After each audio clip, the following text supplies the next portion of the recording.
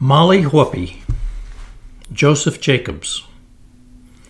Once upon a time there was a man and a wife who had too many children, and they could not get meat for them, so they took the three youngest and left them in a wood. They traveled and could never see a house. It began to be dark, and they were hungry. At last they saw a light and made for it. It turned out to be a house.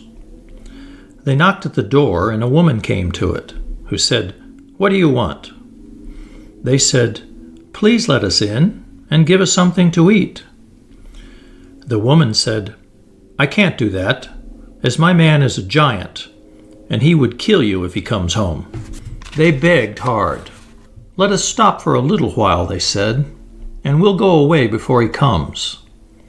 So she took them in and set them down before the fire and gave them milk and bread. But just as they had begun to eat, a great knock came on the door, and a dreadful voice said, "Fee, fi, fo, fum, I smell the blood of some earthly one." "Who have you there, wife?" "Eh?" said the wife. "It's these three poor lassies, cold and hungry, and they will go away. You won't touch 'em, man." He said nothing, but ate up a big supper and ordered them to stay all night. Now he had three lassies of his own, and they were to sleep in the same bed with the three strangers.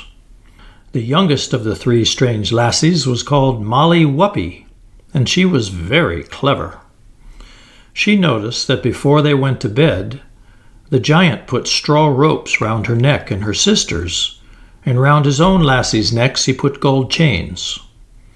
So Mollie took care and did not fall asleep, but waited till she was sure everyone was sleeping sound. Then she slipped out of bed and took the straw ropes off her own and her sisters' necks, and took the gold chains off the giant's lassies. She then put the straw ropes on the giant's lassies, and the gold on herself and her sisters, and lay down. And in the middle of the night up rose the giant, armed with a great club, and he felt for the necks with the straw. It was dark. He took his own lassies out of the bed onto the floor, and battered them until they were dead, and then lay down again, thinking he had managed finely. Mollie thought it time she and her sisters were off and away, so she wakened them and told them to be quiet, and they slipped out of the house. They all got out safe, and they ran and never stopped till morning, when they saw a grand house before them. It turned out to be a king's house. So Mollie went in and told her story to the king. He said, "Well, Mollie, you're a clever girl, and you have managed well. But if you would manage better, and go back and steal the giant sword that hangs on the back of his bed, I would give your eldest sister my eldest son to marry." Mollie said she'd try. So she went back and managed to slip into the giant's house and crept in below the bed. The giant came home and ate up a great supper and went to bed. Mollie waited until he was snoring, and she crept out and reached over the giant and got down the sword. But just as she got it out over the bed, it gave a rattle, and up jumped the giant. And Mollie ran out the door and the sword with her, and she ran and he ran till they came to the bridge of one hair, and she got over, but he couldn't, and he says, "Woe worth ye, Mollie Whuppie, never ye come again." And she says, "Twice yet, Carl," quoth she, "I'll come to Spain." So Mollie took the sword to the king, and her sister was married to his son. Well, the king, he says, "Ye've managed well, Mollie, but if ye would manage better, and steal the purse that lies below the giant's pillow, I would marry your second sister to my second son." And Mollie said she would try. So she set out for the giant's house, and slipped in and hid again below the bed, and waited till the giant had eaten his supper and was snoring sound asleep. She slipped out and slipped her hand below the pillow and got out the purse. But just as she was going out, the giant wakened and ran after her. And she ran, and he ran, till they came to the bridge of one hair, and she got over, but he couldn't.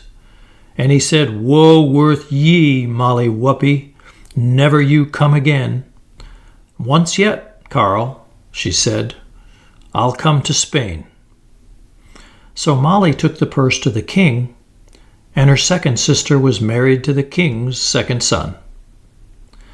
After that, the king says to Mollie, "Mollie, you're a clever girl, but if you would do better yet and steal the giant's ring that he wears on his finger, I'll give you my youngest son for yourself." Mollie said she would try. So back she goes to the giant's house and hides herself below the bed.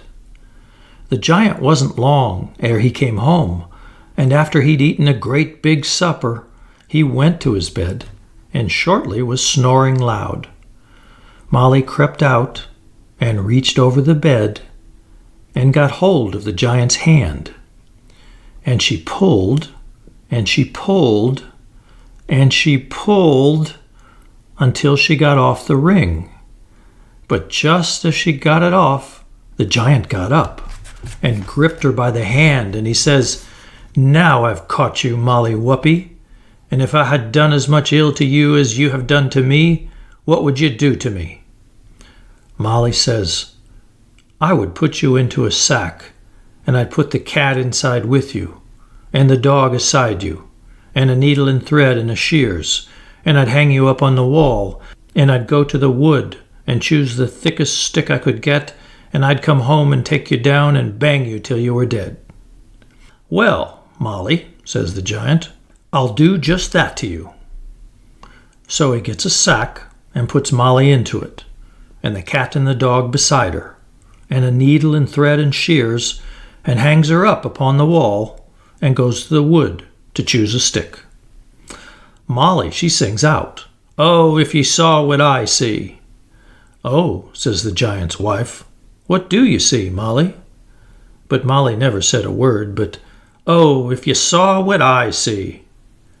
The giant's wife begged that Mollie would take her up into the sack till she would see what Mollie saw.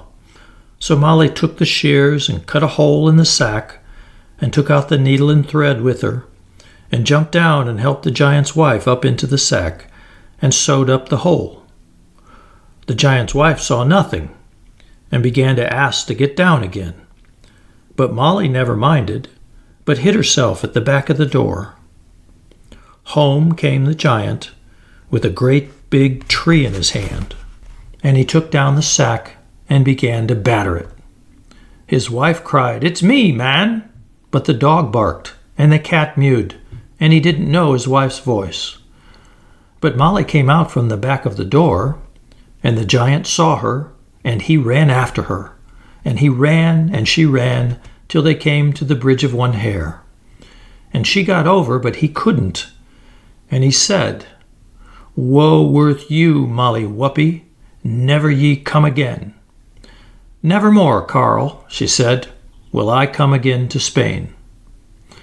So Mollie took the ring to the king, and she was married to his youngest son, and she never saw the giant again.